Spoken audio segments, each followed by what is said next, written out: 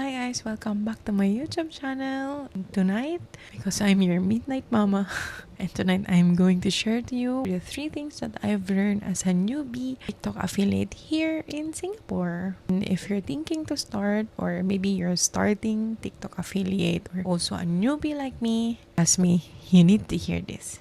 Let's go! First thing that I've learned is don't be shy. Don't be me. Talaga yung unang kalaban ng mga taong sigurista. Before I start to do affiliate, nantay ko muna. May proof na totoo ba tong TikTok affiliate na to. Ito kasi tayong sigurista. Ayan, so sobrang gusto natin maging sigurista na late na tayo sa trend. Tayo yung ngayon yung nagsisimula pa lang. Right now, I'm starting to be a TikTok affiliate. I kept on thinking about how to share this product, how to use this. Then I realized that I need to show my face. Hirap namang pagkatiwalaan ng tao na hindi mo pa nakikita kung paano ginagamit yung product, tapos bibilin mo na. Unless impulsive buyer ka talaga, or kaya naman madami ka talagang pera na pambili ng mga kung ano-ano. First, nakakahiyang humarap sa camera. Pero naisip ko, wala namang masama sa pag-affiliate. And ang totoong kalaban talaga natin is yung sarili natin. I watch other TikTok affiliates, and guess what? They were now earning. I can say they were now reaping all the things na sino nila from the past as they create or as they start as a TikTok affiliate. Makikita natin they've earned like 6 digits, somewhere like earning 5 digits per day. Just started.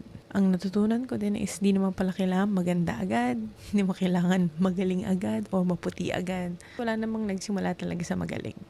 Isa sa benefit din talaga ng pagiging TikTok affiliate, you can request for free samples. Uy, grabe naman. Imagine mo if you can request free samples from other sellers na magaganda talaga yung mga products nila, eh talaga namang kikinis yung mukha natin or gaganda talaga tayo because of products that was sent to us, lalo kapag effective talaga sa atin. Number 2, don't rush things. Huwag ka talaga magmamadali. Yeah. And I've learned that it takes time to grow personal account. Even Facebook or social media platforms, it really takes time to grow. I was thinking, like, why will people watch my content? Why will people watch my TikTok or YouTube videos? Matututunan ba sila? Some people were just looking for entertainment. Some were looking for things to buy. Yung papabudol. Oh, budol talaga, no? Before, I thought that social media was just for entertainment and learning. Syempre, no? Kagaya ng YouTube channel. And hindi lang pala yun yung goal nila. They have long-term purpose na tulungan yung mga business owners, helping them to grow, both earning. Don't rush things. Success doesn't happen overnight. Hindi pala ibig sabihin ng pagka-upload mo ng product na yun, may bibili agad. No, hindi siya ganun. And it takes time. Maybe after a month, tsaka pa lang pala mabibili yung product mo. After a month, magva-viral pala yung product na pinopromote mo. Baka bukas or sa susunod na linggo, kailangan pala yun ng naka-view ng TikTok videos mo. It doesn't happen overnight. What? Another thing that I've tried as TikTok affiliate, engagement is the key. Diba? Dami nagko-comment, follow to follow. Engagement is the key. Pa-engage naman. Pa-like, comment, share, copy link, favorites naman. Hindi pala. Dun sa engagement is the key strategy. Lahat kami, we're all affiliates. We're looking for followers. Pag na-hit namin yung 600 followers, magkakaroon na kami ng yellow basket. View na yung showcase namin. So lahat kami, yun yung gusto namin. Kaya kami engagement is the key. And the problem that is after nila mag-follow sa'yo, and even you, after mo mag-follow sa kanila, tapos na kasi yung commitment sa isa't isa, ang ikli lang na. I missed the point. I need them after nang ako ng mga video sa mga content na dun sila dapat mag-engage. Kasi ang gusto lang naman nila, magkaroon sila ng followers, and I also want followers too. So I miss na magkaroon ng engagement yung mga following videos ko na may yellow basket na. It's a big problem talaga. Ngayon, hindi na siya mapupush ng TikTok. Hindi na mapupush yung videos na yun to the right audience. I really need their engagement to those upcoming videos that I will upload. Or like what I've said, why will people watch your videos? If you upload the content, give value or timing dun sa mga taong nanonood, then they start engaging in your videos, in your upcoming videos. Shout out dun sa mami na nakilala ko sa TikTok. Si Mami Chuni, hi.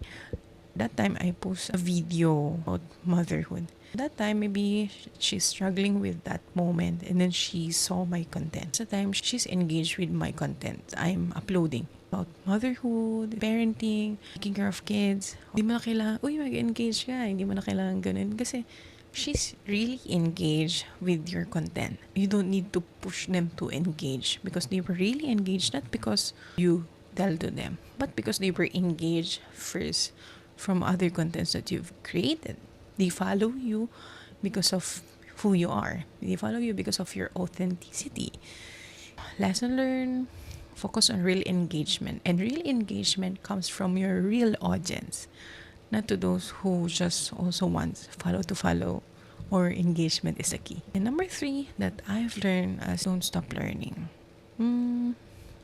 Yeah. Lahat naman tayo nagsisimula. Lahat hindi magaling sa una. Yun nga, walang magaling agad. Hindi pwedeng galing ka isang post mo pa lang ng videos mo, million views na or 1,000 views. Because it really takes time. And people will really know if your content is engaging, showing your authentic self to them. And now, I'm still learning from other affiliates to how they shoot, how they promote their products. Here's an honest review. One video for one product really takes time. Yes, it really takes time. I'm a stay-at-home mom. I have kids. I do house chores. And imagine mo, for just one product, you need to, sasantabi mo lahat para magawa mo lang yung video na yun. Hindi mo alam kung ano yung behind the scene ng mga videos na in-upload ng mga TikTok affiliates. The real thing is, hindi mo talaga malalaman yung isang bagay kung mahirap siya o madali unless pumasok ka doon. So, mukha lang kasing pagtitignan mo, ang galing naman nilang gumawa ng video. Ay, madali lang yan. Shoot ka lang naman. Magsasasalita ka lang naman. Pwede naman magsasasalita ka lang pero wala namang value yung sinasabi natin, di ba? Wala namang learnings na matututunan yung mga tao doon. You don't realize how many people are behind the scenes of those products that they are promoting. Salamat kasi may mga tripods, may accessories na pwede mo ilagay sa camera. Mapaganda yung video mo. So, yung pa isa, pinaghirapan talaga nilang ipundar yung mga gamit para lang makashoot ng magandang video. And I'm one of those. Kasama din ako doon. So, salamat sa aking husband who bought me this pang Star Wars, di ba? Star Wars sword ko yan. Yun, di mo alam kung sino yung mga behind the scene. Nanay, tatay, asawa, anak. Anak, hawakan mo nga to. I also experienced that. I was asking my daughter to, anak, hawakan mo nga to. Or kaya naman sinasantabi mo sila. Anak, wait lang. Mommy will take video, okay? Mommy will take content. Mommy will make, or mommy will upload this. So, hindi siya ganun talaga kadali. Hindi lang siya paggamit ng cellphone. You need to write your scripts, your hooks, para makakuha ng viewers. Hindi, like din sinasabi, first 3 seconds of your video. Pinakamadami kong views is interview reviews ko from that company. And then, doon nag-gain ng followers yung YouTube account ko. And kung nakasubscribe ka pa rin ngayon, hanggang ngayon sa account ko, thank you so much. Thank you so much. Yan, dahil sa iyo kaya ako nagpapatuloy dito sa YouTube. And of course, you need to test the product. Honestly, as a buyer, I don't buy products na wala talagang reviews. You need to test the product para maging totoo yung review mo, and of course, para ma-build mo yung trust ng mga audience mo. You are building their trust to you as you make a product review. That's why never stop learning in all aspects naman. In life, in parenting, in motherhood, in marriage, in all relationships. Never stop learning. I'm currently looking for ways para mapadali yung process ko. Gawa ng content, pag-video, pag-edit, at pag-upload.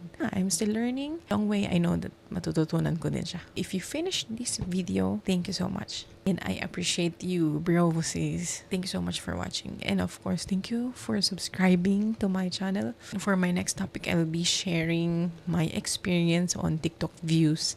Disclaimer, I know what actually works. But the thing is, hindi pa ito nangyayari sa account ko. Hindi pa madami yung followers ko. Hindi pa marami yung views ko. Pero as I filter, paano na nangyayari yung maraming views sa isang video? See you on my next vlog. I'm so sleepy. It's all for your midnight mama.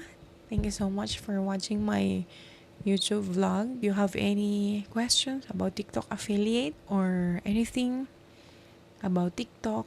So you can comment below and can also subscribe to my YouTube channel if hindi ka pa naka-follow.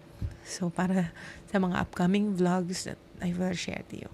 Thank you so much. Good night. Bye-bye.